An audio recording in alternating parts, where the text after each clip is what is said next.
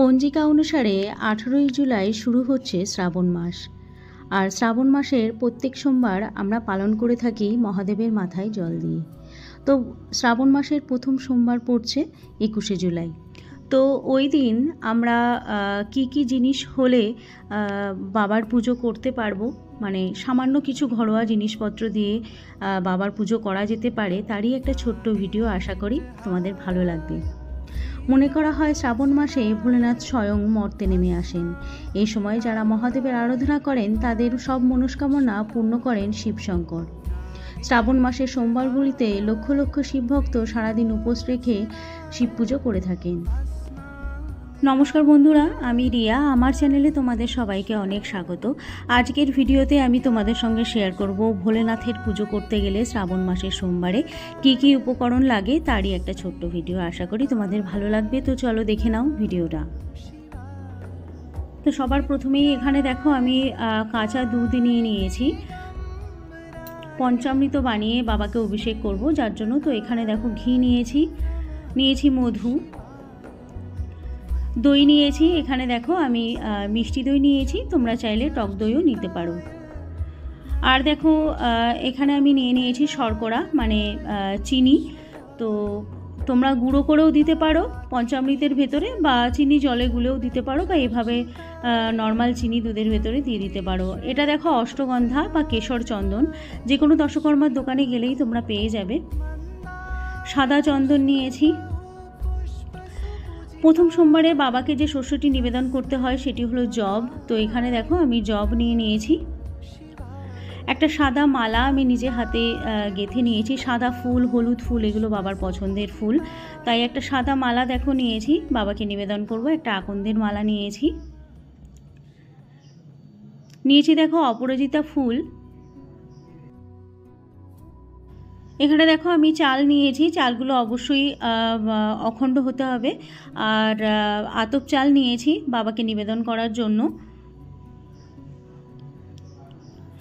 আর দেখো এখানে আমি নিয়েছি একটা ধুত্রা ফুল। তো ধুত্রা ফুল নিয়েছি, বাবার পছন্দের ফুল। আর এখানে দেখো ধুত্রা ফল নিয়েছি। কলকে ফুল নিয়েছি, হলুদ রঙের কলকে ফুল, বা সাদা রঙের কলকে ফুলও তোমরা বাবাকে নিবেদন করতে পারো। তো আমি হলুদ রঙের পেয়েছি, যার জন্য আমি হলুদ রঙের ফুল নিয়েছি। আর যেটা না হলে বাবার পুজো সম্পূর্ণ হয় না, সেটা হচ্ছে বেলপাতা। তো নিখুঁত বেলপাতা নেবে।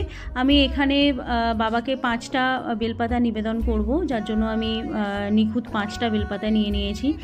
ধূপকাঠি নিয়েছি আরতি করার জন্য। কর্পূর নিয়েছি। এখানে দেখো আমি অগরু নিয়েছি। গঙ্গা জলের ভেতরে আমি অগরু দিয়ে বাবাকে স্নান করাবো, যার জন্য তোমরা গোলাপ জলও দিতে পারো বা অগরুও দিতে পারো, যে কোনো একটা দিলেই হবে। আর এখানে আমি তিলের তেলের প্রদীপ নিয়েছি, তোমরা চাইলে ঘিয়ের প্রদীপও নিবেদন করতে পারো ভোলে বাবাকে। তো আমি তিলের তেলের প্রদীপ বানিয়েছি, তো তিলের তেলের প্রদীপে আমি নিবেদন করব।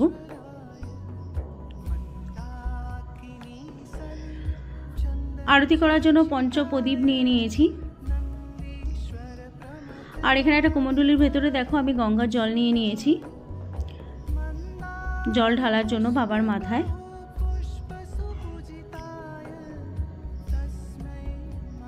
তিন রকমের ফল জোগাড় করতে পেরেছি আজকে, যার জন্য আমি 3 রকমের ফলই তোমাদের দেখাচ্ছি। বা তোমরা চাইলে 5 রকমের ফল দিতে পারো, আর যদি জোগাড় করতে না পারো একটা বেল দিয়েও বাবার পুজো করা যেতে পারে। আর এখানে দেখো 2টো সাদা সন্দেশ নিয়েছি, আর একটু সাদা বাতাসা বাবাকে ভোগ হিসেবে আমি নিবেদন করব, যার জন্য।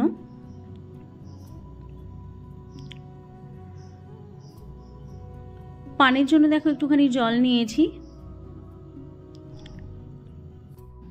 তোমরা সিদ্ধি আর কোলকে নিবেদন করতে পারো, আজকে আমি জোগাড় করতে পারিনি তাই দেখাতে পারলাম না। আর এখানে দেখো শুদ্ধ জল নিয়েছি, বাবাকে পঞ্চামৃত দিয়ে অভিষেক করানোর পরে এই জলটা দিয়ে স্নান করিয়ে নেব। আর একটা পৈতে অবশ্যই দিও, আজকে আমি পৈতেটা তোমাদের দেখাতে পারলাম না। তো তোমরা একটা পৈতে অবশ্যই বাবাকে নিবেদন করো। তো এই ছিল আজকের একটা ছোট্ট ভিডিও।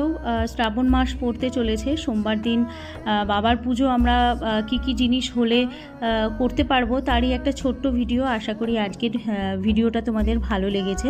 যদি ভালো লেগে থাকে অবশ্যই লাইক, শেয়ার এবং সাবস্ক্রাইব করে দিও, আর পাশে থাকা বেল আইকনটা অবশ্যই ক্লিক করে দিও।